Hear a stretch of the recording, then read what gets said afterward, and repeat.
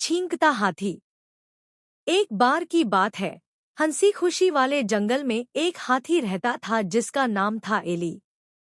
Eli सिर्फ बड़ा ही नहीं था, उसकी छींक भी सबसे बड़ी थी।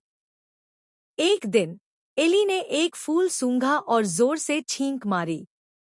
आ छू।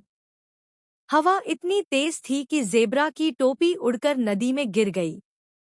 जिराफ की नाक में गुदगुदी होने लगी और बंदर झूले से उड़कर पेड़ से लटक गया।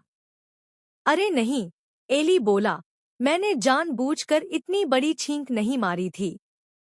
जब भी एली छींकता, आ छू, कुछ न कुछ उड़ जाता। केले, पक्षियों के घोंसले, यहाँ तक कि जंगल के राजा की ताजपोशी भी उड़ गई। सभी जानवर भागे जंगल के डॉक्टर उल्लू के पास।